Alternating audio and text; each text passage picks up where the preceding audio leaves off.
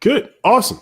All right. So, episode 2 of the Uncommon Sense podcast. I'm your host, Blake Butler. And with me, I have a very smart individual, a very cool guy, content creator. I only came to know him as of 16 hours ago.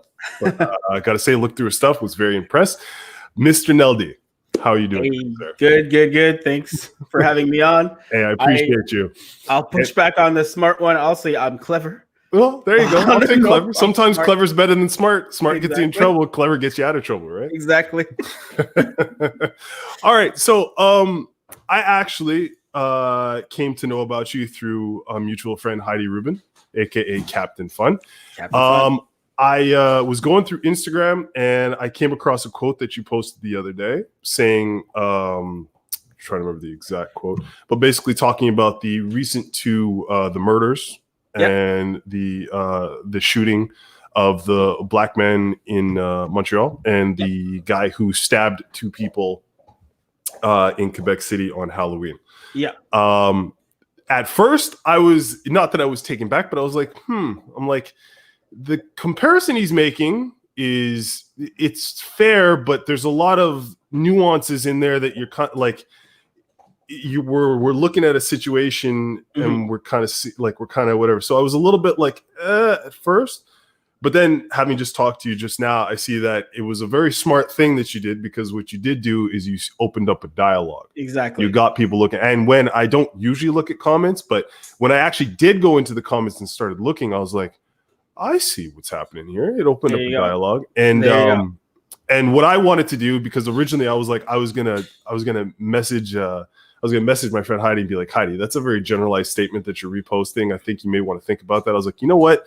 Let me not do that and try to push my own personal, like my quick thinking right there.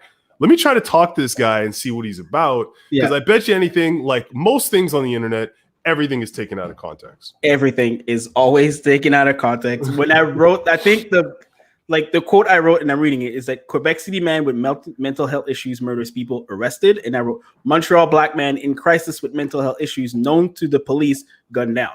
Yeah. That's all I wrote. Now, in this, people didn't read. They took it as I made it a black-white issue, police issue. Mm-hmm. And I wrote it in particular to make sure to not make it that way so that you can connect some dots and open a dialogue. Meaning, right. I purposely didn't write white Quebec City man. I wrote Montreal black man because he is black, but the Quebec City man we didn't know at the time or whatever else. But I didn't want to make the parallel to that. My issue with what I wrote wasn't a racial issue in how people are being treated by the police, although you can say that, but it's mostly a how the police is treating mental health. Right. Exactly. Meaning, we're allocating tasks to the police on things that they shouldn't be, or in my opinion, shouldn't be tasked with. Meaning that's a lot of things that to be doing, to being policing, to do the first responders, to be there at the scene for things that maybe they shouldn't be. Especially if they both knew the assailants, the 2 victims or 2 people were known to the police. It's not the first time that they had issues with these people. Why do we have to have the police be in charge of that? That should be a social worker, social services issue, not a police issue. Correct. Okay. I see. Okay. Yeah. So that, and this is why I wanted to talk to you as opposed to just kind of leaving a comment. Because I mean, I was like, this is the exact problem we're having with everything today, is that everybody is basically just making comments and no one's having discussions. No one's actually talking about these things. So again, I'm very glad that we got to sit down and talk about this today, because I think it's a very important subject, not only just talking about in the current state of policing and everything like that, but I also think it's an important because it leads to a bigger subject of what it is to be a minority and have to deal with the police and the viewing. For me, when I looked at this, because I have watched and researched these 2 cases a little bit.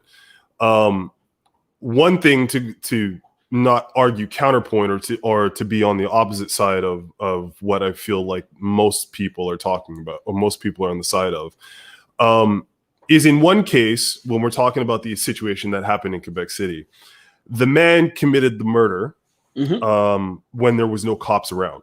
Exactly. He saw this girl outside smoking a cigarette. He stabbed her, moved on. I think he stabbed somebody else as well. And then when the cops found him, he put the sword down and basically just gave himself over to police, right? Yes. In the case of the black man in Montreal who was shot to death, he did have mental issues. He had some problems. The situation with that is, though, he was brandishing a knife and refused to put his weapon down.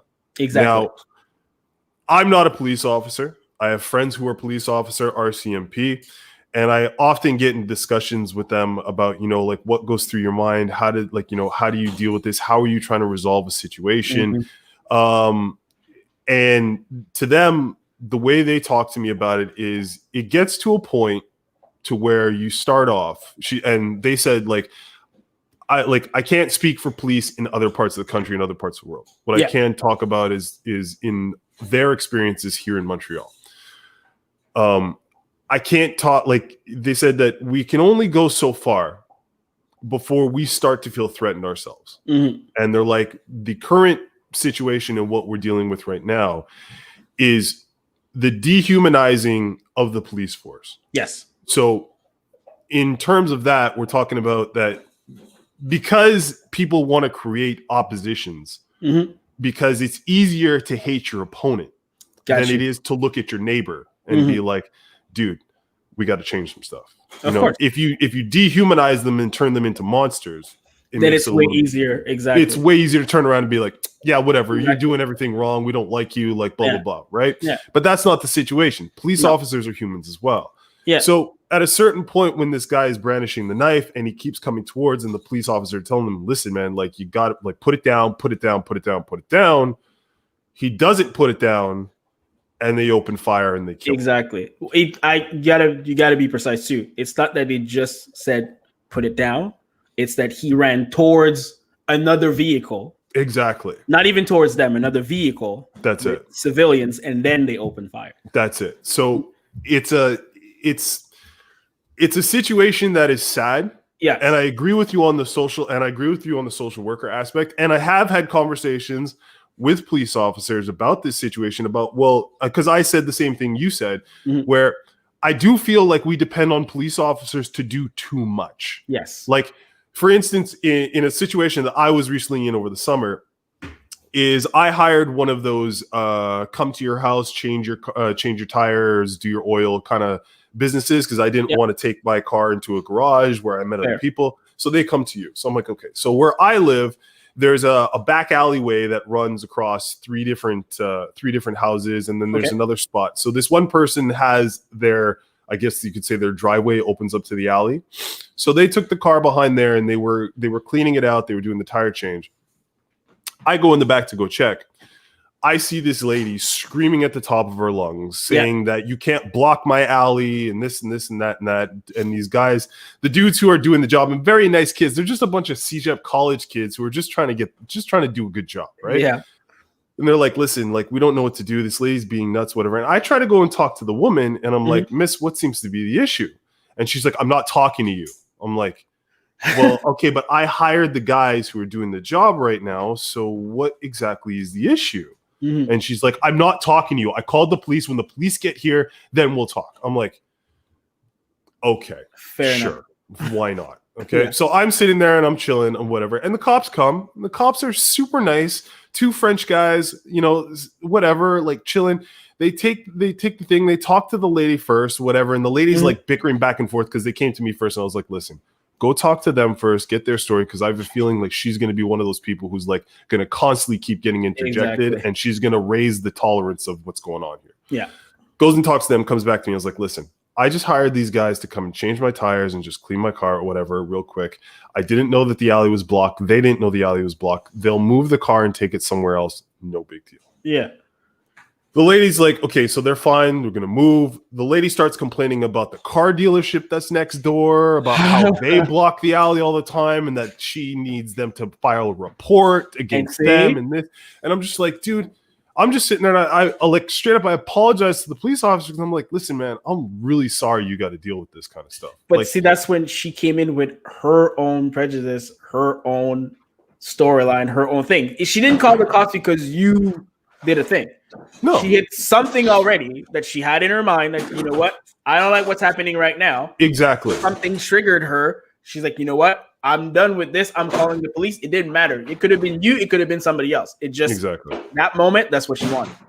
That's it. In that moment, she wanted some kind of retribution for what she was feeling and how this whole thing came about. Exactly. Which is just but again, these are situations like my buddy who I know who works for RCMP. I mean, he's told me some horror stories, dude. Like, because they've got to go get put out in the middle of nowhere. Yep. He was telling me stories about how like guys would come in, like he'd be out in the reservation areas, and guys would just beat each other to death over no reason whatsoever. He was telling me all these stories about like the stuff he has to deal with on a daily basis, and I'm like, we want to make them the enemy, but at the same time, it's like.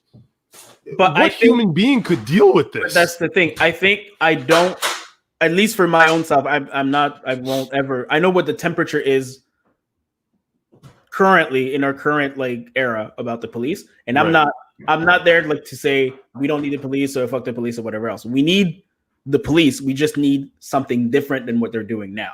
Meaning, we need an evolved version. That's exactly. So I would never have stated that what happened right now is not standard police protocol. Right. Is it unfortunate? Should it have happened? I say no. Meaning, no one in their right mind would want somebody dead.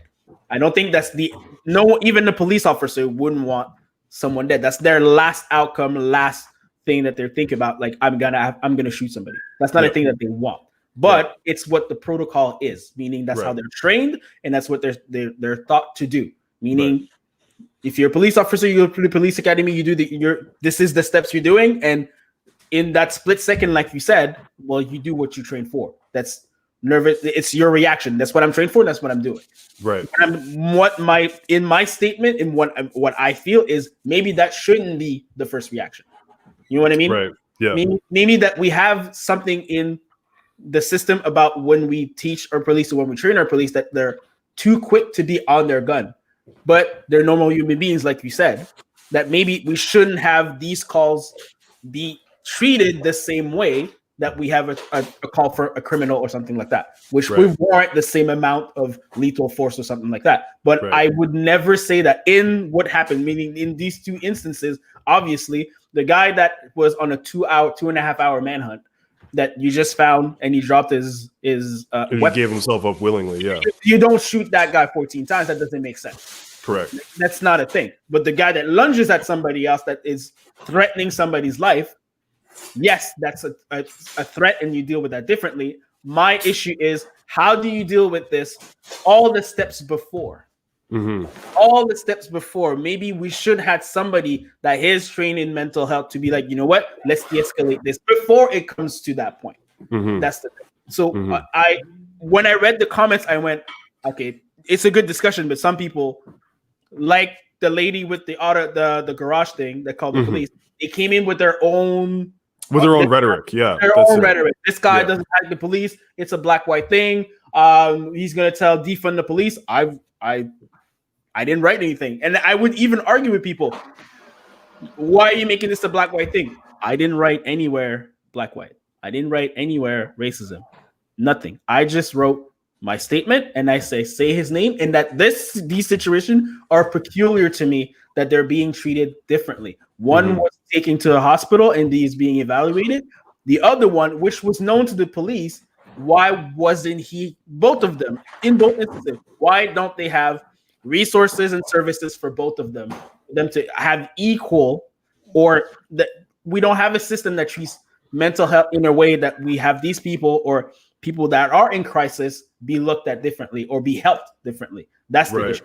Yeah, I agree with you 100%. I think what we've kind of come to realize in the last 5 years is that what has ended up happening is that the state of mental health and dealing with mental health issues, because there has been no procedure that has been put in place, what ends up happening is it ends up getting to the last resort. Exactly. Like people who are sick mentally and are not able to find the proper help end up falling to the last line of, the last line of defense, which ends up being police officers and them getting into altercations that either ends up costing them their lives or causing injury or putting them in jail. I mean, and jail, for someone who has a mental issue, jail is not the place.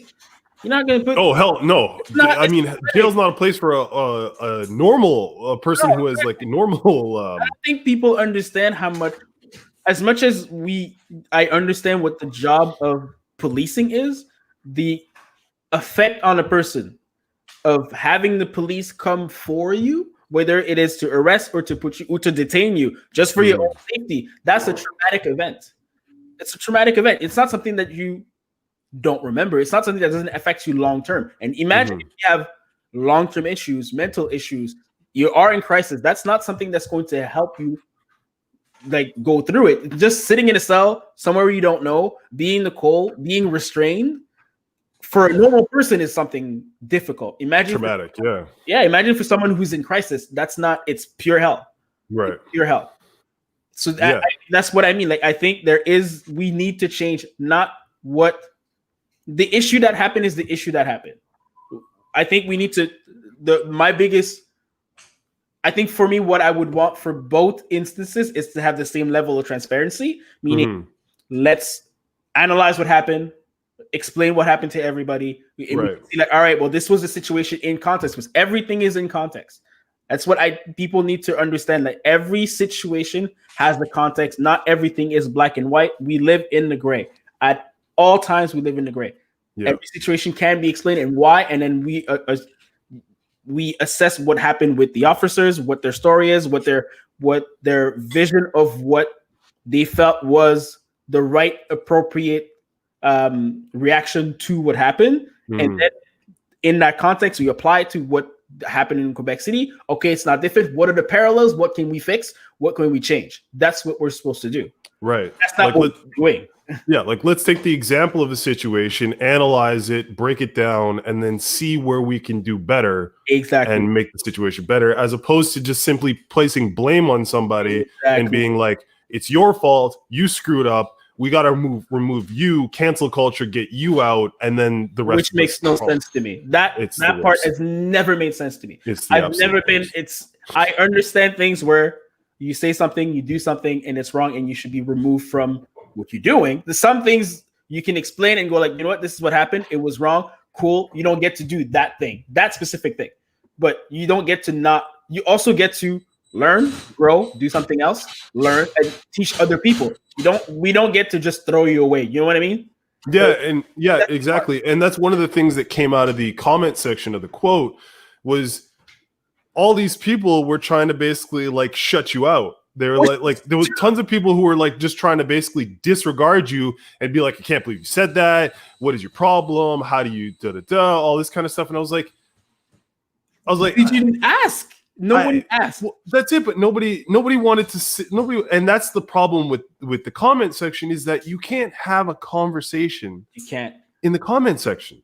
You really can't. People just putting out these statements and then saying things just basically creates automatic opposition, and then people choose one side or the other. And that's the thing. And and then you get confirmation bias, meaning you might get someone who might go, "Let me read what's in there and see if I can learn something," but then read something that like confirms what I already wanted to put. I already wanted to say, I disagree with this 100%, but I might read a comment that might go, you know what? I see your point, but I have this to say and it's civil. But then you have that one comment that's like, nah, you suck.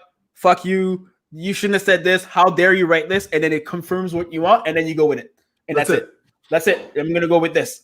For me, I think the biggest problem we're seeing right now, and I've said it a couple of times to a couple of people who I talk to, is emotional laziness. It's emotional and intellectual laziness. Yes. It's because it's so much simpler to simply just cancel somebody out for a feeling they're having, or a conversation they said, or a statement that they made that was either made in or out of context. It takes so much more to dissect and sit down and think about what people are actually saying behind, and like what does that arise in you? Like, again, in the same situation, when I read your thing, at first I was like, whoa, what is he talking about? And then I was like, wait a minute, don't fall into that hole. let me read. Let me Let understand. me read. Let me think. Let me try to see, and if I can talk to this guy and figure out where he's coming from, then we can make sense of the situation and understand what's going on. I also always have promoted think for yourself. You might be wrong. You might read what I write and feel something, and I might be wrong. I'm not even saying I'm right on what I'm writing. I'm not the be all end all of what I wrote is the greatest statement of the decade, and everybody should follow it. No, yeah, I wrote what I felt. What I felt. So it doesn't mean I'm right. I have what I said, and I am very open to be proven wrong. If you never come into every situation going, this is how I feel. This is how you feel. If I learn from what you're saying and I'm looking at my statement, you know what? I'm wrong. I have no problem saying I was wrong. Let me change my mind. A person who doesn't change their mind hasn't learned anything. I'm not the same person I was yesterday. I'm not the same person I was last month, last year, 10 years ago, or whatever. Whoever says I'm the same, you've learned nothing. You've done nothing. Yeah. You ain't do shit. And I'm not about to be a person. If you tell me that, you know what, 10 years ago, you were a wild ass motherfucker who used to say a bunch of shit. Yeah, but I learned. That's it. I fell down. I got my licks and I moved on. And every time I got my licks and I got told, you know what, this is stupid. There's a lot of views that I remember having going like, that was dumb. Why would you? But then you gotta learn. That's how people learn. You make statements out your mouth and then people correct you and you go, oh, you know what? You're correct. And then you move along with that new knowledge. Exactly. The thing with cancel culture is people assume they know. This is how you see, but that's the thing. I don't even think cancel culture is about they assume they know. I think cancel culture is them trying to create the world that they're comfortable with. That's what I'm saying. But you know what I mean? Which means they assume they know what everyone is comfortable with. You know what I'm saying? You understand what I'm saying? I feel like it's more conformity. I feel it's like if you feel a certain way, even if I do feel the opposite way, it's like I want to push you away far enough that you won't involve, like you can't be involved in my life. Which is like it's weird because I had to like, especially even the fact that like corporations and stuff are following this trend of cancel culture. For me, it's like people are just doing their work for them. It's because now it's like where we used to argue for that we didn't want companies to be able to simply just fire us for whatever reason they deemed fit. It's like literally all they got to do is scour the internet for one tweet, one comment, one something, and you're done. That's it. Sorry, you said this, you're out. That you said 5, 7, 8 years ago. You know what I mean? Like for me, because I'm a big football guy, so like I follow football all the time. Like I'm looking at they're going through these kids who are 19, 21, 22 years old, and they're scouring their Twitters. And they're finding these dumbass comments that they made when they were 16, 17, 18. And these kids are like, yeah, I'm really sorry. Whatever. I don't know. It's like, dude, you're 17 years old. Your brain's not even melded yet. What do you know? It's going to happen. And that's the part that annoys me with what is being done is everybody is expected to act like a politician. Be squeaky clean to like, you have to go through all of your, it's like you'd have to have a PR team for everything you do on the off chance that something happens and then someone goes and looks back. I can't live that way. I've never lived that way. I'm a person who I make mistakes. I will tell you. And if you come for me for something that I've done or I've said before, I'm not going to back away from it. Yeah, it happened. What now? I say what I say. I don't clean it up. And then we can talk about it.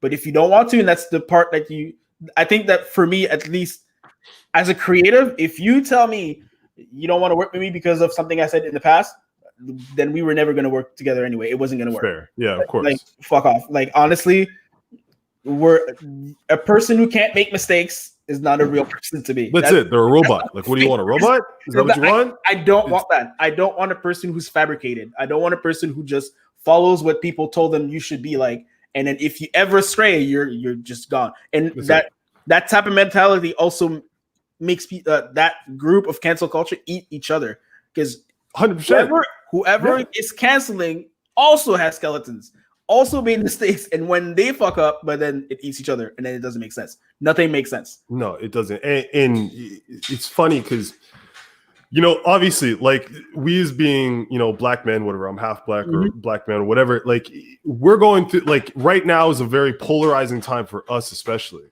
And the thing that gets me, and that really it kind of drives me nuts, is that I still feel like our existence is being like monetized, and managed, and resold to us in a way where we're still a talking point on CNN.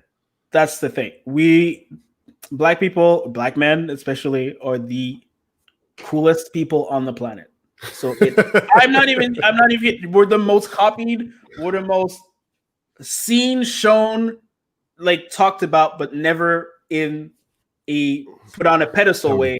Is at often it's look at this celebrity, look at this superstar athlete, but then when it comes to the negative, it's real quick and easy to say. I had an actually conversation with two of the contractors that was here a few hours ago. When there's something on the news and it's a crime, they never say a man got murdered, a man got robbed, or they say specifically a black man. They don't say an Asian man, they don't say a white man, they don't say a Latino man, they say a black man. It's always that denominator for us and not for anything else, because it's headline grabbing. People will read it. People will go, oh, it's the clutch the pearls type of thing, right? Which is annoying to me because they don't say the same thing when we're celebrated. It's not the same thing. And do you feel like that's us kind of reacting to, like, you know, do you feel like it's us reacting to that kind of stuff, or do you feel like it's just something that's forcibly put in our face all the time? I think it's both. I think it's a lot of it is forced because, like it or not, entertainment and media is a business. You got to grab headlines. You got to turn heads. It's what happens. People know what grabs other people. And the other part too is we as black people we're putting our dollars and our mentals and our efforts into things that continue the cycle. You know what I mean? Like put ourselves in these situations where we are seen and viewed and put in these places where people are viewing us like literally just things in the entertainment. We're not just regular. We have to be extraordinary or extra bad. How many times has you just encountered just a regular black dude? Not many. You all the time, yes, but in the media, never. Oh, for sure. No, media. No, we're all made to be. And that's a thing. Or extra criminals. It's never for sure.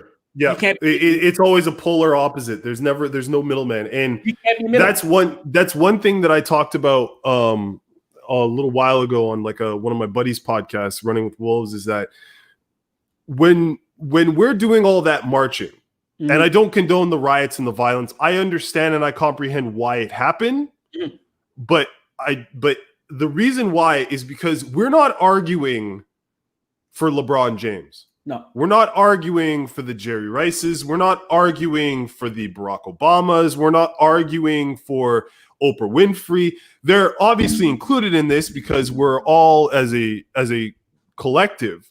We're arguing for the dude who works a 9 to 5, who doesn't do anything wrong, who comes home to his wife and kids and does everything he's supposed to do. And when he gets out and he goes into the world, just wants to be treated like everybody else.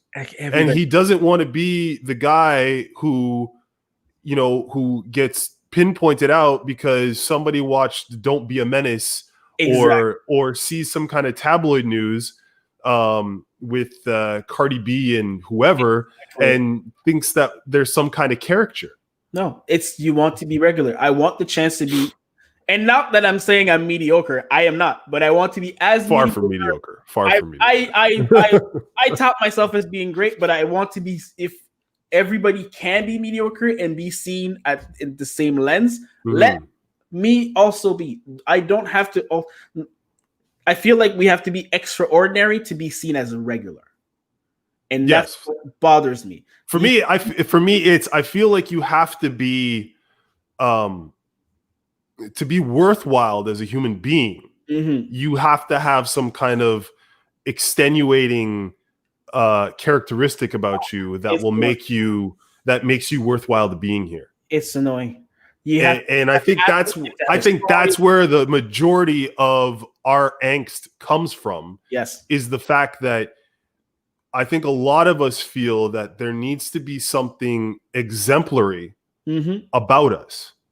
Like when I was when my dad was, when I was growing up and my father was talking, my father's black, my dad's white. What my father would tell me is that you don't need to be exemplary. You don't need to, like, you try as hard as you can. He's like, you need to be a good person. You need to work hard and you need to be respectful. And that's he's like, those are the 3 things you need. He's like, but he also told me, he's like, you also have to understand that you're a black man. He's like, you may have a white mom, but he's like, when people are going to look at you, they're going to see a black guy. That's what's going to happen. And you have to understand that when you walk into a room, you're a black guy. You're going to be seen differently, and automatically, just by your presence being in a room, you're going to change the feeling in that area. And it's no fault of your own, but you need to be aware of that. Because you have to learn how to navigate that, and that's incredible pressure. Incredible pressure for everybody. I've said this on a previous post. Every level of my career that I've been on, and I've been in rooms that were predominantly white, every time I've moved up to something, I was the first black person to hold that job. Same with me. Every single time. You know what I mean? I know, it's the same thing. You know what I mean? And especially being half black, I was what they always called the middleman. That's the thing. So I was the guy like, well, they haven't gone full black yet. We'll let that guy in because it's black enough. He's not threatening. He's good, right? Yeah, exactly. And you have to act like them. I act like myself. But because you're the first one, there's pressure from their eyes because no one black has ever held it. Can he? Even though I have all the credentials, I've proven myself to go above and beyond, above my peers. Right. Above my peers. I do more, but I still have to prove myself because I'm not white. And the other part too is I have to prove to black people, my own community, that we can get there. So that I have to go extra hard to show like, well, he has to be extraordinary to get there, and then everybody can get there. You can't just be regular. I can't just have gone to school and learn stuff on YouTube and just being a regular dude who's worked at a job and earns a decent salary. I have to be doing 17 things and be extraordinary and the best ever at everything, which is sometimes so much pressure, so much anxiety, and so it feels so unfair. You know what I mean? For sure. I mean, it's like, it's the same thing like how, again, I go back to the professional athlete thing. A huge thing for me, I remember back in the day, was when Charles Barkley came out and said that I'm not a role model. I'm a professional athlete. That's it. And I was like, that is a very true fucking statement. I'm like, because it's funny how you can have these guys in professional sports who are considered bad boys. You know what I mean? At first, it was okay. Like they could, guys could punch people or do things. I mean, hockey's full of them all over the place. But for the majority of minorities, it's like you get looked at completely different when you're like that. Like when you do anything, I mean, like in soccer, not Drogba, the guy who used to play on AC Milan. You're talking. You know who I'm talking about? Tall dude. He's got the spike hair. Shit. He's Italian born. Yeah. But his name starts with a B. Yeah, Bartoloni. Him. Like hearing him talk about his life growing up in Italy. As an elite soccer player, as a guy who is better than everybody else, and he's got to get called nigger, monkey, all this kind of stuff, having banana peels thrown at him all the time. Amazing. And then when he lashes out, he's the bad guy. Yeah. And then I go and look at all the other leagues, especially like in the Italian league and everything else, and you hear all these guys say this racist bullshit. You hear like fans in the stands calling some stuff. Nothing gets said about that. Nothing gets said. But the words does. Yeah. Something. So I apologize for not remembering his name, but yeah, it's just check. That's it. Someone will fact check that and write it and be like, "You're an idiot." I'm like, "Yeah, that's me. Sorry, I'm an idiot. I completely forgot." Yeah. But yeah, it's just, and you know what? And one of the things too, like kind of parlaying it into what's going on right now. Being a mixed kid with a black dad and a white mom, like part of me really understands what's going on, and then part of me, I guess, kind of doesn't.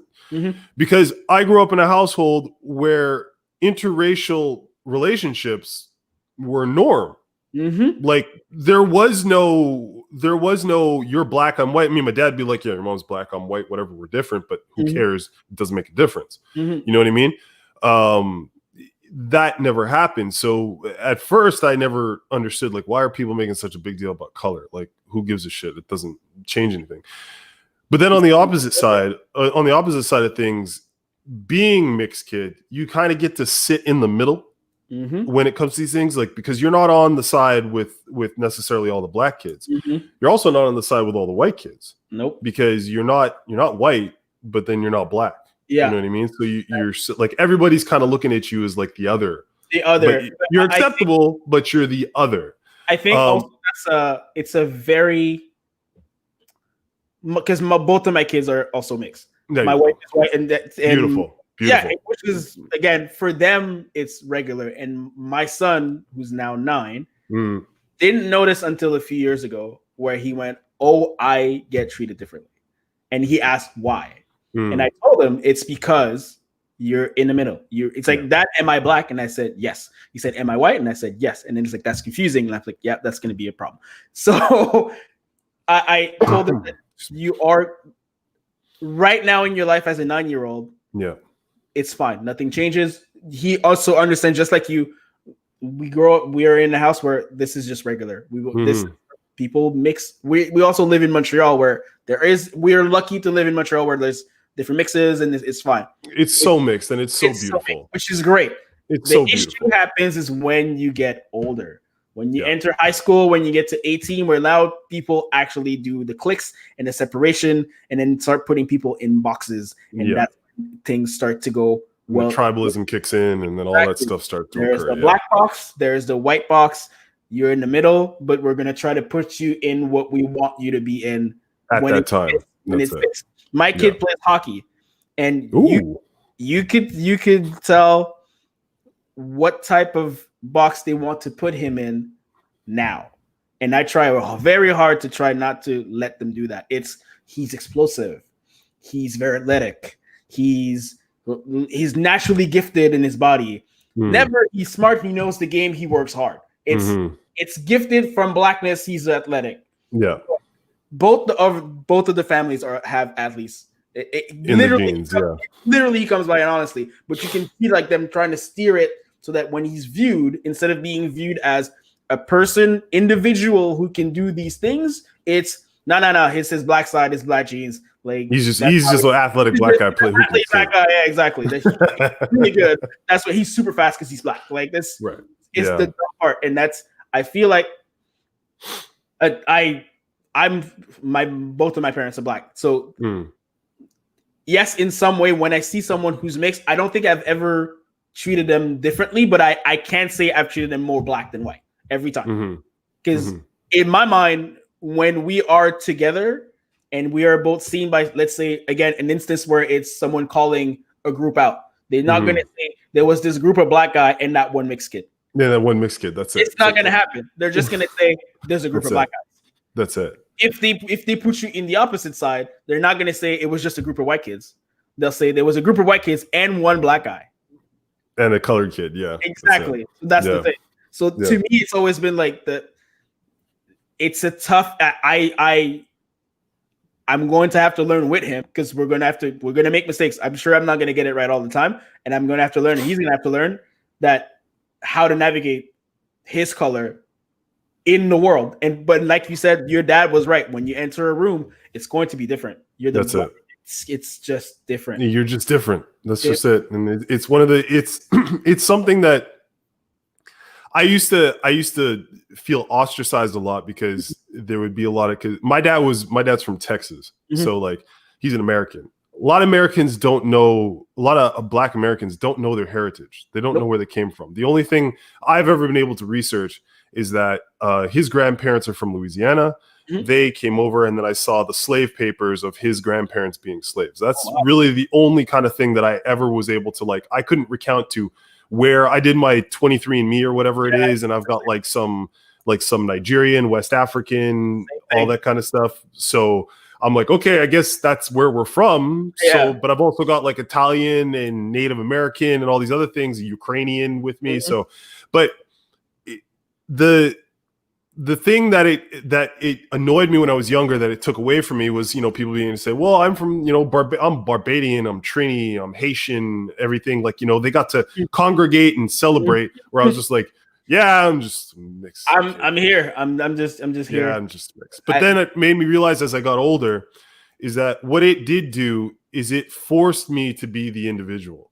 Exactly. It forced me to not sit back on my laurels and become another person in a category. Yeah. It's like, okay, I guess I got to be me. It's a weight off your shoulders too. I gotta say, like, it's like, I think being black, there's a lot of weight. There's a lot of pressure to be black. You have to, as much as they're conforming in the cancel culture, conforming when you're white. There's a lot of pressure with being white. I can't even understand. There's the white. Well, there definitely is now. It's insane. But there's a lot now. It's insane. But there's also a lot. There's a lot of pressure with being black. The community thing, the being successful thing. It's just your blackness is always in question, which is annoying. But if from your own people, and from other people, but yes, from your own people also. But then once you grow out of that and remove it, and not saying I'm not black, I'm black every day. That's the thing. When I get up, I'm black. If you ask me what I'm first, I'm black. I'm black first, the rest after. Male first, father afterwards, husband, whatever. But I'm black first, right? Yeah. But I don't think about it all the time. I don't just go, I'm black. But once you remove that and not have to stay under the eyes of people pressuring you to just be that black being in that box, you get to experience what else I am. What else am I? Right. What else do I think about? What else? What are my other pressures? What can I also do? It's not just this blackness thing that I have to hold on to, because I don't have to. I'm black every day. Right. And it's not something I have to prove to you. No, it's what I am. And you don't get to dictate my blackness or how I'm black. Right. No one gets to. And so, like, you touched on another topic too, where you talked about, it's difficult being white now. Mm-hmm. For me, because when this whole thing started, there was a lot of hate and a lot of kind of trying to reverse racism on white people. They were trying to make white, again, it's like we said, like they were trying to make an enemy. They were dehumanizing people and saying, like, you need to apologize for your ancestors enslaving my ancestors, and you need to apologize because of this, and you need to apologize because of that, and you need to sit down on the ground and apologize to me for being whatever. And I was like, for me, and I'm sure it was like this for a lot of other mixed kids too, it's like, and it's probably, when your son looks back at it, he'll probably feel the same way as well.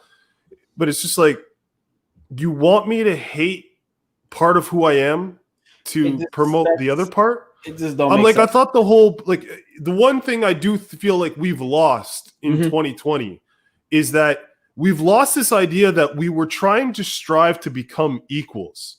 Yes. We were trying to find a level of equality amongst all of us to say, hey, man, listen, you're different. You're gay, you're trans, you're black, you're white, you're Asian, whatever you are. If you're a good person, you got some common sense in your head, and you're not hurting anybody, you're good. You're fine. We may not agree with you. We may not we may not have the same ideas on things, but I respect your existence. You respect mine. We can find a way to cohabitate. Yeah. But now it's just become this thing where it's just like, I feel like we're trying to demean and overtake.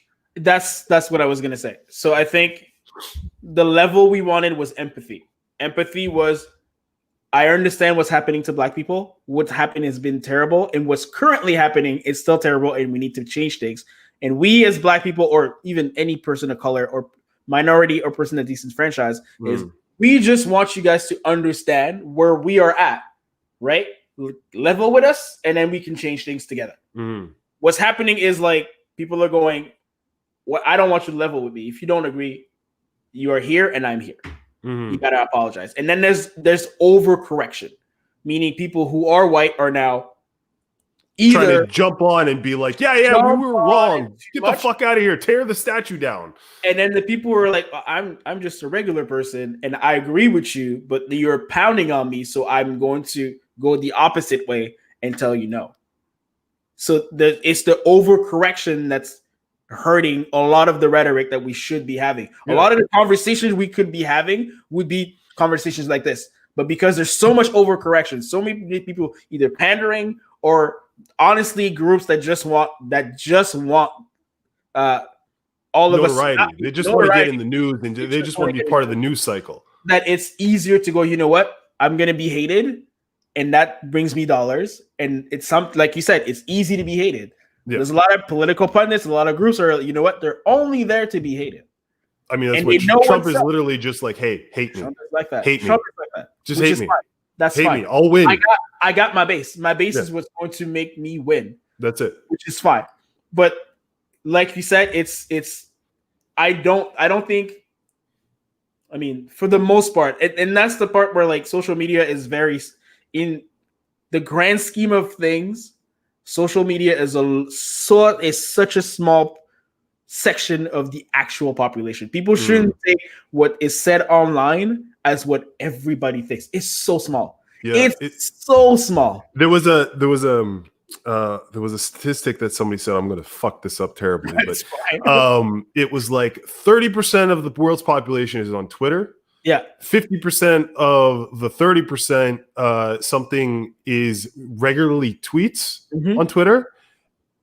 6% of the 30% of the people on the planet are the ones who create 85% of the content on Twitter. So it's like when you see this mass movement on social media, it's like 6% of the people who have nothing left to do, like who spend the majority of their day on social media. Exactly. So it's biasing the actual true feeling of the general population. Think about it. Think about another thing. Social media is global. If you tell me a tweet got 1 million likes, right? Yeah. 1 million likes versus the totality of the world. 7.6 billion people. What is that? What is that? It's nothing. So if you think everybody thinks the same way because of one post, one tweet, one movement, that's dumb. You shouldn't base any of your ideals on that. You should base it on what do I feel? What have I researched? What have I talked to with other people? Okay, cool. This is what I feel now. I'm going with that. I might be wrong, but I'm also open to be proven wrong, change my mind or whatever else. And then you grow. If you just go on social media to confirm what you already wanted, then it's stupid. But that's how social media works. Social media is designed for you to be there. That's the whole thing on that social dilemma thing, right? Is that it's just it's feeding you the crack because it wants you to keep staying online. But that's it needs your numbers, so it's going to keep giving you bias. It's going to keep giving you what you want to keep you there. Exactly, and it's on both sides. I will never disagree with somebody that will tell me like, well, there's groups of people in disenfranchised people that are sending this misinformation, and other groups are also sending misinformation. Yeah, they're both doing it. 100%. We're in the era where you have to navigate through it and somehow find a nugget of what you feel is true, what you feel is right, and somewhere in that is the truth. But that's hard to find. Like I'm glad I didn't grow up in that era right away. And I'm so happy. Oh man, I'm going to try with my kids to make sure that they don't, because it's tough. You could read something that you might think is 100% true today, and it might be literally the next day proven wrong. That's it. Like, and even for our kids, I don't know. Like, I was sitting there thinking about the other day. I was listening to a Rogan podcast, and he was talking to the guy who made The Social Dilemma, and I was like, I don't know how I'm going to talk to my kid about this. Like, I don't know how because I'm like, it was bad enough for me in high school. I used to get like people used to talk behind my back all the time. And I used to have people who didn't like me, and someone would be like, "I heard this about you." That I'm sure it happens to everybody. Yeah. But that was just local. Mm-hmm. That was just like 4 or 5 people. You just didn't want to go to school some days. Mm-hmm. I can't imagine what it's like if someone's posting shit online and where everybody can see it, and literally like you can't escape it because it's in your phone, it's on your computer. Like it's literally assaulting every facet of your life. I mean, no wonder that like suicide rates are going up. Exactly. Because there's no way to deject yourself from this. Mm-hmm. There's no way to separate yourself from this position. It's like it's been forced, and especially like for us, our generation, we chose this. Yes. I can say we honestly chose to go online. We chose to give our information over. As much as people want to be like, I didn't let Facebook do this. No, dude, you did. Yeah, you did. Yeah, you did. Because when we were young, it didn't exist. You chose to come online. You chose to be a part of this machine. But for them, they were born in it. Exactly. They're the actual first kids of the Matrix. They're the kids in the bubbles. They had no idea what the world was like before this. Zero. They never saw that. And that's the thing too that's very different is we entered where we knew who we were outside the internet, and then we made internet personas, meaning who I am on the internet. As much as I try to blend it and make sure that it's the same, but most people who grew up without social media know how to separate, meaning as much as possible. Some people don't. Yeah, this is just your alter ego. That's what I mean. Like, I know I'm on the internet. If someone says something to me, I don't take it seriously because it's on the internet. Who cares, man? That's right. All right. If you are you going to say the same thing to my face? You're not, because it's on the internet. Who cares? Right? And then I leave and I'm good. Our kids and the generation that is now, these personas have been built in. They're in. They lived. They're born in. It's seamless. It's who they are. When you say it's the chip in the head, it's if you say I'm on Instagram, they're on Instagram. It's not I'm a person that's all on Instagram. They are on Instagram literally. So when you write something about them, or like you said, 20,000 people disagree with them or try to cancel them, that's their whole being, persona, person being rejected. And that's I don't even know how to navigate that. It's one of those things where it's just like I don't know what I'm going to tell her. I really don't. And the only thing I can think of is just like, you ain't gonna be on sweetheart, you just have to get offline. You ain't gonna be on it. You gotta exist outside of it. You gotta build. And I'm hoping that's where we're going with this. I'm hoping that the generation after, like our kids, are gonna be like, we don't need this. But it's up to us. It's up to us to go like, you can't have this. You can't have this. But then at the same time, it's because then people were talking about that. But then it's like the not the alcohol concept, but it's like if you deny people of something, then they're like, well, I'm gonna go do it. It's like wine in Europe. It's like, you know what I mean? Like they introduce their kids to alcohol early. They have less instances of alcoholism later because they grow up with it and just see it as part of something, whatever. It's like I don't know if they're gonna have the option of opting out. That's a good point. I think maybe I don't think they're gonna be able to opt out. I mean, even now when I'm looking at it, like when I get my kid's daycare sends pictures every day of her and what they're doing every day, right? And I love it, and I think it's beautiful because I get to watch her grow. But at the same time, I'm like, this is creating a profile for her online. Yes, exactly. Like this is giving her an identity online, and this is going to become a thing. This is going to be a problem. I gotta say to you, sometimes I don't care. When I see the photo, I'm like, you're drawing. All right, what? I guess you know what? Because your kid's 9, mine's like gonna be 3. So you're like, yeah, I've got like the pages and pages of drawings that you. Yeah, I got it. But I agree with you. But maybe the solution, but like in this conversation that we just had, I kind of went, you know what? You're right. Maybe removing it is a dumb idea because I want it, and again, wrong. You know what I mean? Like I'm very no. I mean, I don't know. But you saying it made me go like, maybe what we should teach them or show them is how ridiculous it is. Yeah, go be on it and see how stupid it is, so that way you won't want to be on it. But I don't know if that works. It's a tough way to navigate. I mean, like I had a podcast. We were talking about it. Me, Heidi, this beautiful girl called Fit Pony, online as well, along with Wizzy Moonchaser. We talked about it. And the thing I said is that something that I learned in psychology in school is that you have to understand your capacity as a human being. Yes. You have to understand that even though social media to an extent is not real, it's emotionally real to you and it's sapping things away from you. Not because, it doesn't require any kind of real physical interaction. It doesn't require you to get up and go meet somebody. It doesn't require you to move your lips. It doesn't require you to listen. It's your eyes are bugged on a screen and your fingers are moving. So it seems like it's lesser. Yeah. But your brain is not interpreting it that way. No. Your brain is seeing the interactions and still reacting. And I think that's why we have such a disconnect as to the actual effect of what social media is doing to us. But it's especially like, so what we were talking about in our profession, being trainers and stuff, is that to almost be a high profile trainer, there are some who are not, but you have to have this like internet persona. You got to have this like social media presence. You got to have these sponsorships. You got to have all these things. You got to, you know what I mean? You got to have all this stuff. And then you start sitting there and like they were saying, because I don't know. I just never had that really in me to be like that. But they really went hard at it because they were trying to make a real business for themselves. They were just like, you just get to a point to what you're asking, like, why am I posting this? Like, why am I talking to this box? What is this? So that I can get 500 likes on a photo, so that I can have a bunch of people put comments in the bottom section. Like, what is this? Like, where is this? For me, it clicked in when I had a buddy who that's his job, was to manage social media and marketing. And so I asked him one day, like sitting over coffee, like, hey, can you give me a couple of pointers about like what I should do to kind of get myself up?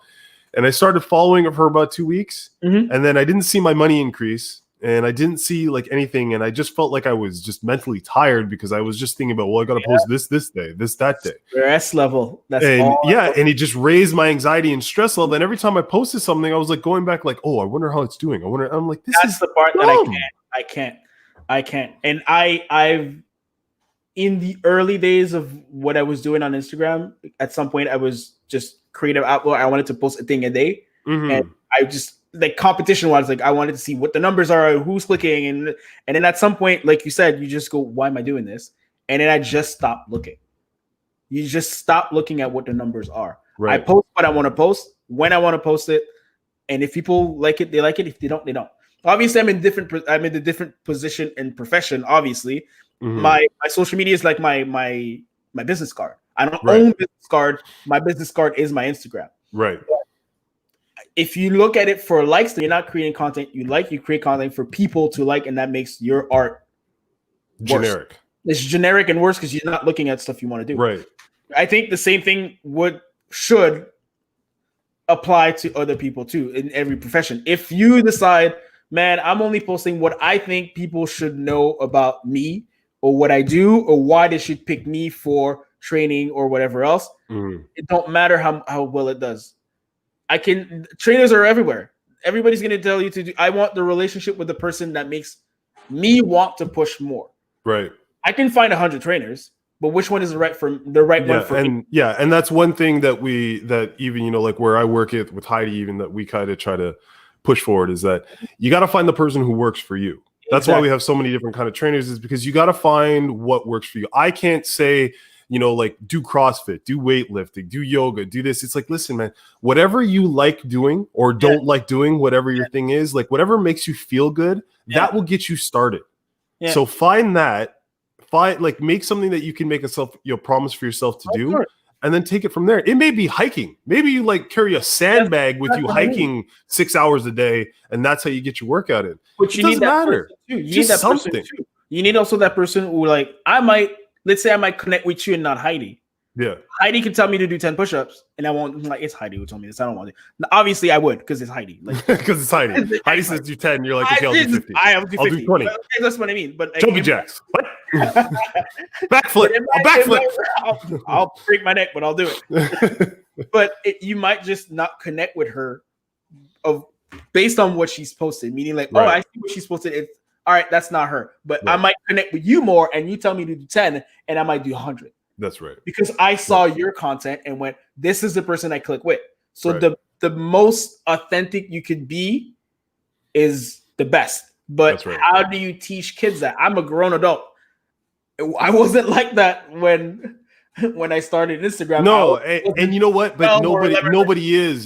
That's the thing. In studying psychology, you start to understand how people manifest their personalities. Like you understand that, like, when a child grows up, you're so egocentric when you're little. Like at my daughter's age now, you are so about your own existence because you don't understand the world around you. Of course not. So it's all about what's happening to you at that moment. And it's all about these tiny little things. And then as you grow and get bigger, like when you get to your son's age, you start to become aware of there are other, that's it. There are other people like you. Now it's only maybe as big as your town or wherever you're at, but that's the size of the world.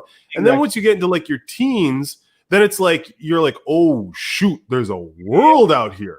There's like a whole place with a bunch of people. And then when you're in your 20s, it's like, you're basically trying to prove that you're an adult. Exactly. You're just trying to say like, well, I'm not a teenager anymore. I'm an adult. I can work in this world. And then when you get in your 30s, you actually start getting shit done. Because you stop faking it. And then you're like, okay, I really got to get this done. Yeah. And then when you get to like late 30s, I have a bunch of friends who are in their 40s and like, I only got it when I got to my 40s. Yeah. Like when it, you know, like the Matrix scene where Neo is like, I get it. Everything is like 40s. Everything stops. You're like, it's just, I understand. This is what I should navigate. This is the path. Like it took all this to get here, but you have to get through all this. That's it. And that's another thing too, is we have really kind of stopped. What's the word I'm looking for? We've really stopped trying to value the process of becoming good. Yep. Like the fallings and the fail outs. And I mean, like, listen, like I did graphic design earlier on. I did photography. I was doing photography in a photo studio, you know, all that kind of stuff, got into fashion, done all these things. Like I've tried to do a bunch of stuff over my lifetime. I wouldn't trade any of those experiences, even though they kind of don't apply to what I'm doing now, but in certain little ways they do. But I feel like right now, especially with it being like, you know, the internet era where it's like everything is 5 minutes or 5 seconds and like, get it now, do it now, be good, you know, whatever. That whole process is just not valued as much as it used to be. It's like, be good now or don't. And if you don't, you're useless. Which makes no sense because you have to start somewhere. You got to start somewhere and it's going to suck. Everything's going to suck the first time.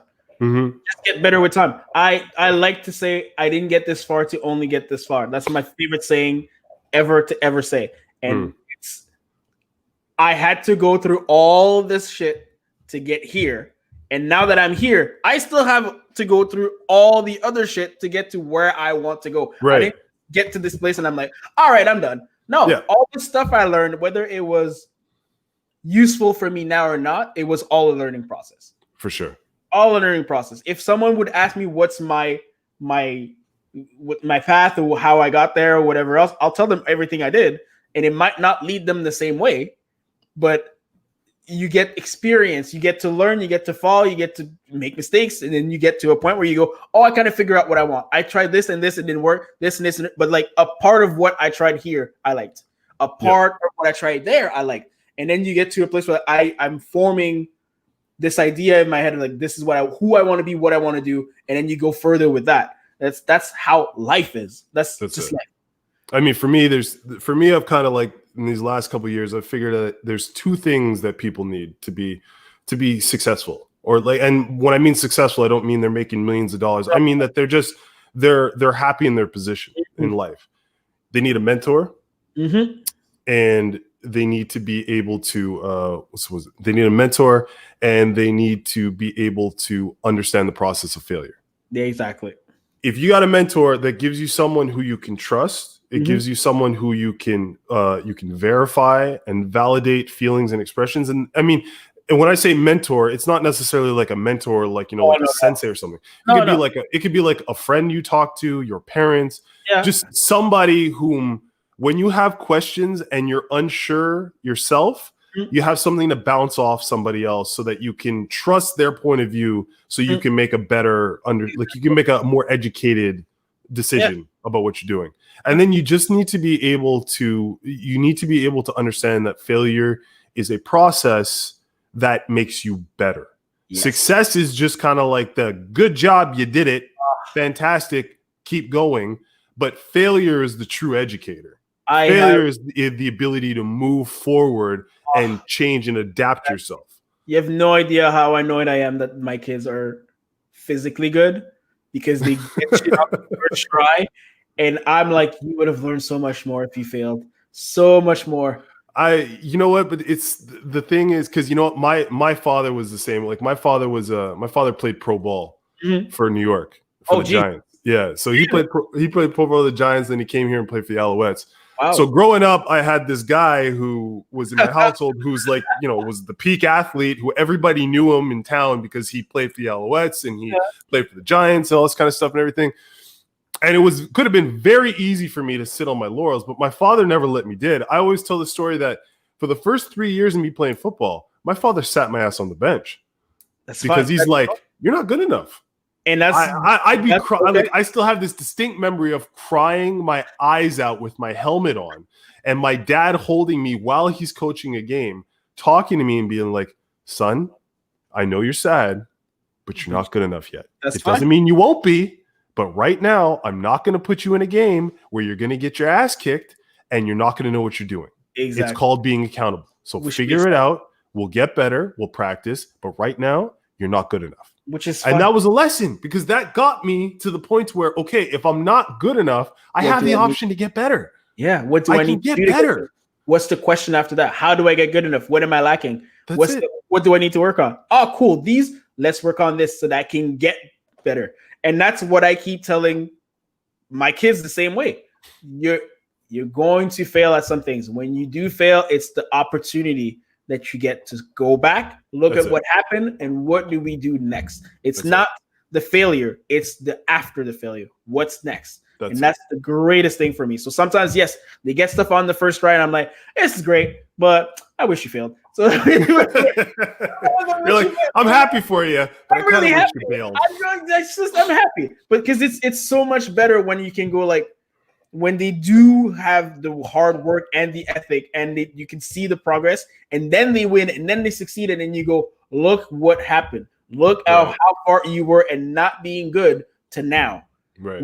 Look, see that hard work? That's what worked for you, and that's what we need to keep going forward. Is keep doing the hard work. You didn't just stop here. Is this what all you wanted to do? If this was the goal, cool, we're done. What's the next goal? We're going to work hard at that one. But if your goal was to go further than that, okay, let's keep the work going. But if you always succeed, one, either I need to put you in the NHL and call scouts and whatever else. But at some point, like you gotta have to learn what hard work is. Yeah, you need it. It's just that's how life is going to be. You're gonna have to like as much as I'm doing all right, I'm not gonna let my kids skate and just be no. And you know what? And to kind of bring it around, like this whole thing with with COVID, it's like I think what I would hope that people were doing or are doing is seeing things that maybe they lack in, or trying to come out with something new, a new part of them, to learn something new or do something different that allows them to grow as a person that necessarily maybe they wouldn't have. Exactly. You know, we got a little bit more time ahead. A lot of people are working from home. A lot of people are not working or doing other things that they can't do, they wouldn't regularly do. You know, hopefully we're taking the opportunity now to kind of better ourselves and take more time and staying off of social media, because it's just making us insane. It's a very different year that you can take it as a curse or a blessing. Like it got everyone to slow down. Yeah. Everyone to slow down. So now you reassess, reevaluate. What am I doing? Everything has been different. We do things differently now. Yeah, my meetings are different. This could have been an in-person. Yeah, and then we could have spent like 2 weeks trying to figure out time frames, figuring out design, you know, getting the equipment ready, all this kind of stuff. You know, and then I have a waiver and a writer. I need schedules and whatever else. Like we could have had like a thing, but like it changes what the perception is. And I think some stuff, whenever, if ever we get out of this pandemic, some things I think we're going to obviously keep doing, meaning some things have changed forever. Yeah. There's sure. the part where like I think people don't get is like, oh, I can't wait till we go back. That's never gonna happen. We're not going back. We're not going back. It's not a back. We're going to live differently forever. And people have to learn how to shift their mindset to like, what do we do now? Yeah. Yeah, life is an evolution. It's not a like captions in time. It's Exactly. we keep moving forward and evolving into a different format. Like, yep. like we're gonna be germaphobes forever now. Forever. Everything's gonna change now. The way that we see each other, the way we do things, the way we interact. Yeah. Like people are gonna be a lot like we're gonna be a lot more, you know, germophobic about certain things. We're gonna be controlling a lot more. Things are gonna be moving online. Like which is normal.